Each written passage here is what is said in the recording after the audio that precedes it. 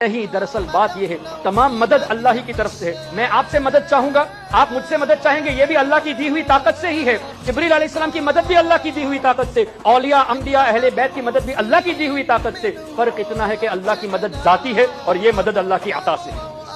So this difference has to be understood۔ اب کوئی خالی یہ کہ نہیں اللہ کے سوا کوئی مدد نہیں کر سکتا، آیت کریمہ پیش کر دیا، ہم آیت کا انکار نہیں کرتے۔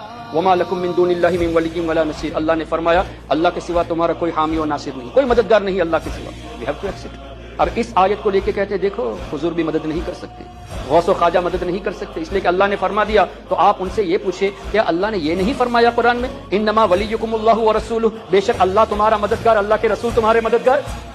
اب اس آیت کے بارے میں کیا کہو گے؟ اور اگلا حصہ والذین یقیمون الصلاۃ ویؤتون الزکاۃ وہم راکعون، اللہ کے نیک بندے بھی مددگار ہیں۔ پھر فإن اللہ هو مولا وجبریل وصالح المؤمنین والملائکۃ بعد ذلک ظہیر، جبریل علیہ السلام مددگار ہیں، نیک مسلمان صالح المؤمنین مددگار ہیں، فرشتے مددگار ہیں، اللہ ہی نے تو فرمایا۔ اب کیا پتہ چلا؟ ہم اہل سنت والجماعت تمام آیتوں پر ایمان رکھتے ہیں، ہم یہودیوں کی طرح نہیں ہیں۔ افتؤمنون ببعض الکتاب وتکفرون ببعض، کہ بعض آیتوں پر ایمان رکھے اور بعض کو جھٹلا دے، جیسے آج کل کے وہابی نجدی فالوورز کرتے ہیں، ان کی مرضی کے مطابق، ان کے سیلف ڈیزائرز کے مطابق نوجوانوں کو کنٹرول کرنے کے لیے قرآن کریم کو مس کوٹ کرتے چل نظر آ رہے ہیں۔